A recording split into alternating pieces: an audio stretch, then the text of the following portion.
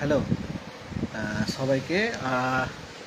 আবার একটু বসেছি আমি কয়েন কিছু নিয়ে, এই যে দেখাচ্ছি আপনাদেরকে। একটু অ্যালুমিনিয়াম কয়েন নিয়ে আজকে আমি বসেছি। তো এইগুলোই জানানোর, কিছু জিনিসপত্র জানানোর আছে আপনাদেরকে। আমি তো আমারও তো জ্ঞান ট্যান নাই, বইটাও বের করেছি, দেখছি।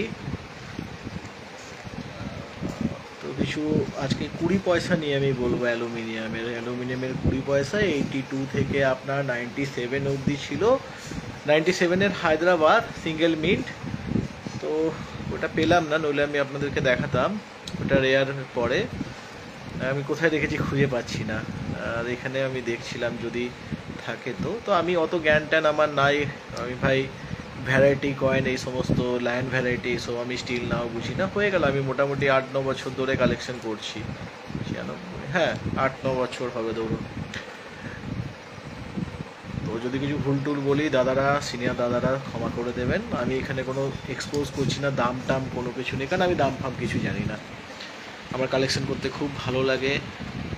আমি জমাই একটা একটা করে, কি দুটো দুটো করে জমিয়ে রাখি।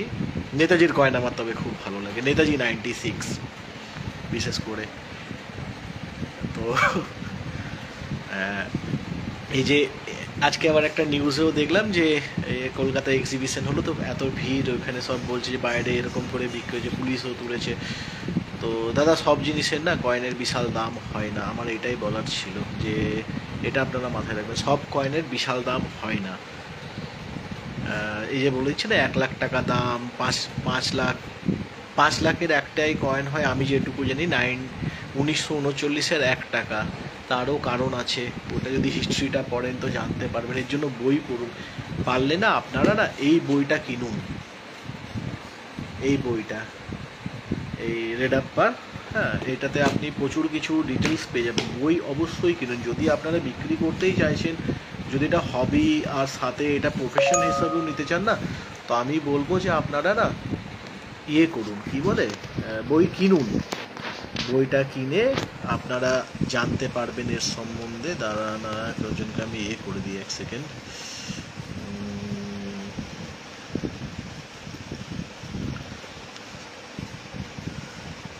তো কি হবে, আপনাদের হবিরও হবি হবে, 2 পয়সা যদি উপার্জনও করতে চান সেটাও পারবেন। তো 20 পয়সা নিয়ে আমি আজকে বলছি। 82-এর কয়েন, 82 সাল থেকে 97 অবধি 20 পয়সা অ্যালুমিনিয়ামের বেরিয়েছিল। ঠিক আছে, বই যদি কেনেন আপনারা পেয়ে যাবেন।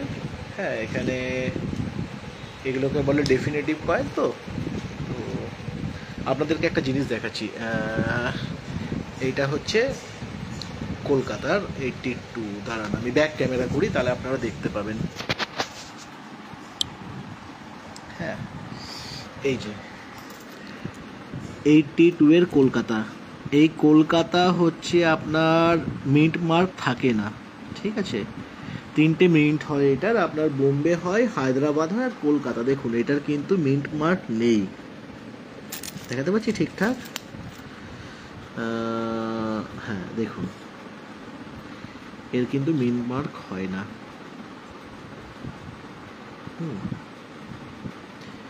তো এই একটা কয়েন। তারপরে হচ্ছে 91, যদি ধরুন না 92, 94, 96, 97 যে 20 পয়সাটা হয় না, তো এইগুলো সিঙ্গেল মিন্টের ছিল আপনার, সবই হায়দ্রাবাদ। তো এইগুলো এখন রেয়ারেই প্রায় হয়ে গেছে, পাওয়া যায় না এই কয়েনগুলো। হ্যাঁ, তারপরে আপনাকে দেখাচ্ছি 97 হচ্ছে হায়দ্রাবাদের, ওইটা রেয়ার একদম, পাওয়া যাচ্ছে আমার কাছে, পেলাম না আমি কোথায় রেখেছি, বাট আছে, যে আপনাদেরকে দেখাবো বলে। এই দেখুন 96, তার আগে এটা হায়দ্রাবাদ। আরে এই যে এরকম করে সুন্দর করে রাখি আমি কয়েনগুলো সবই মোটামুটি। তো এইটা এখন মনে হয়, আমি বই তো আমার কাছে নাই, আমার মনে হয় এটা এখন রেয়ার হয়ে গেছে। এই যে এইগুলো স্কার্সে পড়ে, এখন যাই না রেয়ার না স্কার্স একটা টাইমে ছিল, আমি এক্সিবিশন থেকেই নিয়েছিলাম। হ্যাঁ, তো আপনারা যদি চান না কলকাতাতে, যদি জিপিওতে চান, ওখানে প্রচুর ভালো ভালো মানুষ আছে। প্রচুর ভালো ভালো মানুষ আছে কলকাতাতে, জিপিওতে বসেন দেখবেন ওনারা, ওনাদের সাথে না কন্ট্যাক্ট করুন যে কোন কয়েনের কি ভ্যালু আছে বা এই কয়েনটা জমাবো কি জমাবো না, তাহলে না আপনারাও জানতে পারবেন। এই যে 2 লাখ টাকা 1 লাখ টাকা, ভাই যারা যারা বলছে আমি তাদের ভিডিও দেখেছি, আমি অনেকে চিনি, আমারও তাদেরকে পার্সোনালি আমি মেসেজ করেছিলাম, তো আমি যে দাদা এই কয়েনটা তো আমার কাছেও আছে, আপনি কি নেবেন, কত টাকা দেব, তারা কিন্তু হেসেছে।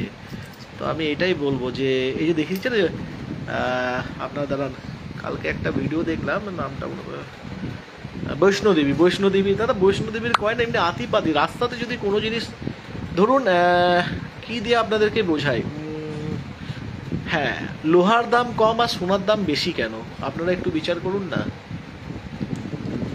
লোহার দামটা এত কম, বা দুটো তো মেটাল, সোনাও একটা মেটাল আপনার পড়ে গেল, প্রেসিয়াস মেটালে কেন পড়ছে, আর লোহাও তো মেটাল, তো লোহার দাম কম কেন? যদি আপনি কি রাস্তায় কুড়িয়ে লোহা, দেখুন সোনা কি পাবেন না, বাট লোহা পেয়ে যায় না, রাস্তাঘাটে লোহা কেউ ছেড়ে আসে না, মানুষ সোনাকে তো কেউ ছেড়ে আসে না, তো কেন?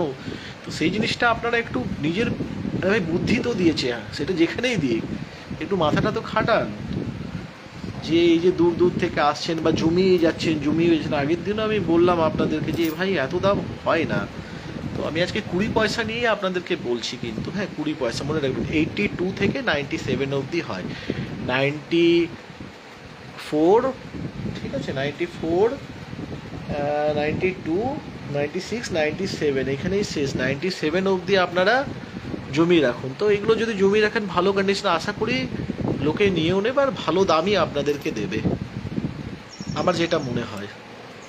কারণ অনেক কালেক্টর আছে পৃথিবীতে, আর ভারতবর্ষেও আমাদের এগুলো জমানোর জন্য প্রচুর মানুষ আছে। ধরুন একটা নর্মাল কথা বলি, যদি কয়েনের দাম যদি এত টাকাই বলে, তাহলে এই দেখুন এইখান থেকে আমার ধরুন এত দূর অবধি কয়েন আমি এমনি রেখেছি, একটু দেখছি কিছু জিনিসপত্রকে ঠিক করব বলে, তাহলে কি আমি এগুলো কি বাড়িতে রাখতে পারতাম না নিশ্চয়ই।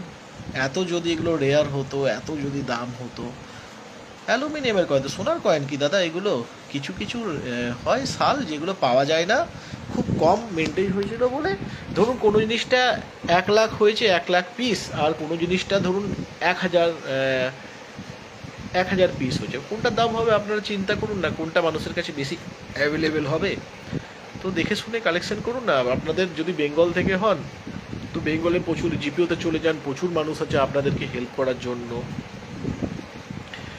জমাবেন কি জমাবেন না এইগুলোকে রেখে পয়সাও তো ফেসে যায় না। তো আমি এগুলোই বলবো, আমি অত কিছুই জানি না, হয়তো অনেকের খারাপও লাগতে পারে ভিডিওটা দেখে, বাট আমি এটুকুই বলবো যে দাম অত হয় না। আমি এখনো পর্যন্ত একটাই কথা বলবো, আগেও বলতাম এত দাম হয় না। কিছু কিছু মানুষ আছে যারা নিজেরাও কিনছে না, কিন্তু দাম বলে দিচ্ছে যে এত টাকা দাম, হ্যাঁ মানছি, যদি ভালো কন্ডিশনটা তো বলে দিক যে এই কন্ডিশনটার এতটা, দেখুন একটা আতিপাতির ঘষা মাজার কয়েনের দাম তো অত হয় না, কিন্তু এটা ইউএনসি হয়, তারা বলে দিচ্ছে যে এত টাকা দাম হয়, ভাই তুমি একটা কয়েনটা দেখিয়ে দাও, তারপরে বলে দাও যে এত টাকাতে সে নিয়ে নেবে, আর সে যদি কিনছেও, অনেকের পোস্ট দেখলাম যে আমি আজকে 1 লাখ টাকার পারচেসিং করলাম, ইনাকে আমি 1.5 লাখ টাকা, ভাই তুমি কিসে পেমেন্ট করছো সেটা দেখিয়ে দাও না, যে তুমি এত টাকা পেমেন্ট করেছো, আমরাও বুঝি, আমিও বুঝি, ঠিক আছে। আমিও একটা কথা বলছি,